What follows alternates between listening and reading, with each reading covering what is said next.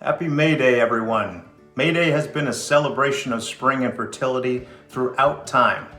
Originating in Roman times as a festival of flowers, this springtime tradition aimed to honor the goddess Flora through different customs.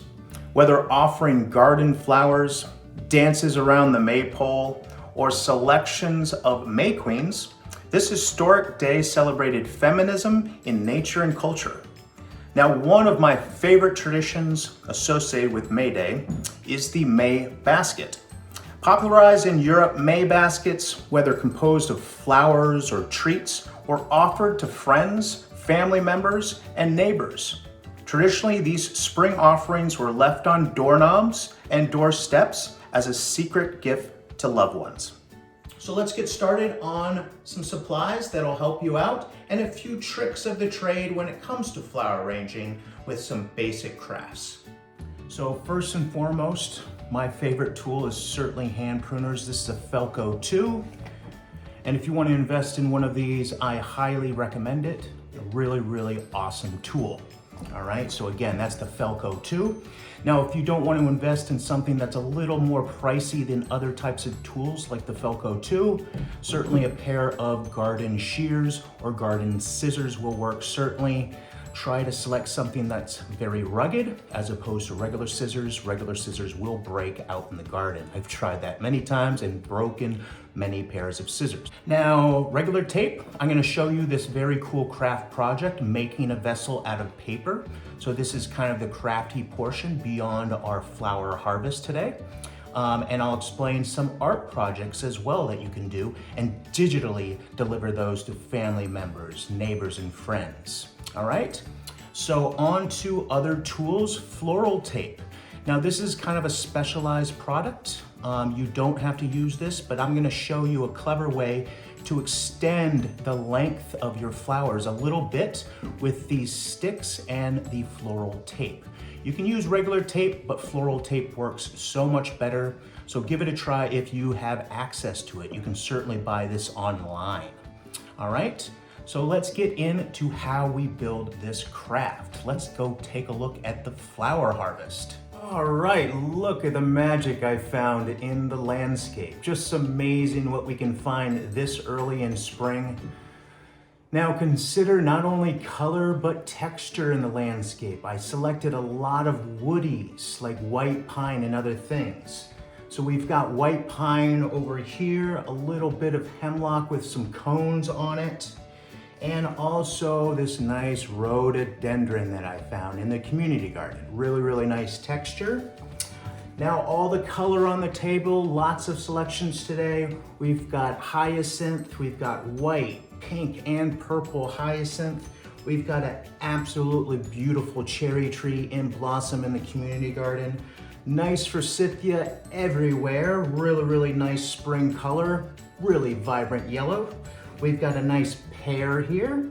We've got red maple, and certainly these awesome daffodils, okay? Those are those spring bulbs like the hyacinth. So those are blooming all over the place here at Strawberry Bank. What did I miss? Oh yes, the cornelian cherry. Really, really cool flowers, lots of texture, really, really awesome. Nice. So lots of supplies available. Let's start making something, all right? So how do we make this craft? Very simple, a few supplies, a few harvests from the garden, and I'm gonna actually show you another way of delivering a May basket. So just think of drawing things out, coloring it, and delivering things digitally to friends, family members, and neighbors. I've just started this based on this basket design, so a little bit of a sketch. I'll show you that a little bit closer with a little message there, Happy May Day. So just think of getting a little bit creative today. So I've showed you that we can make a vessel out of a piece of paper, all right? And that is basically folding the bottom of it onto itself and then adhering that paper. So you can certainly use tape or other things like I explained. You can see the one that I already made here, nice and sturdy, just with a few pieces of tape. So give that a try just with a simple piece of paper. And remember, if you want to color that paper, certainly on the outside of that cone, or put little messages for your loved ones. Get creative with that piece of paper, okay? So, nice cone. Now, a little bit of tricky to actually put flowers in here. It just kind of falls over. So I actually found an old to-go container. Works great, right? So find a container, otherwise maybe some team efforts with your family members. One person holding it possibly, but a lot easier just kind of having it stay upright. First and foremost, you'll notice a hole at the bottom, and sometimes when that hole is too big, things just fall right through. So I'm gonna actually find some texture, some foliage to plug that hole. And one of the things that works the best is a few cuttings of white pine, or really any foliage that's nice and loose and airy, all right? Really soft and pliable, and it sticks right in, all right? So plugging that hole, you might need a few pieces, just use your judgment as you go on. So breaking down your cuttings, certainly important with these small types of vessels, but if you're doing large arrangements, you can certainly keep those big cuttings to their original size, all right? But then I've cut this nice cherry down to size, and I'm gonna get things started. And just think about color, and just get creative with it. There is no right or wrong way to do this, all right? I'm certainly gonna pull some hyacinth, one of my favorite bulbs this time of year. This is a nice dark and purple one. Kind of complements that kind of fluorescent green too. I love it. Can't forget about rhododendron. This is a little woody, so I'm gonna break that down a bit. And sometimes when you put woodies in, they offer a little bit of that texture and support for extra cuttings to go in. Okay, so I'm gonna move a few of these around, and you can kind of situate as you go. All right, maybe a little bit more of that cherry. I absolutely love that cherry. All right, can't forget about daffodil. All right, I'm gonna cut that down a bit. Place that in. Now I mentioned that clever way of making your cuttings a little bit longer.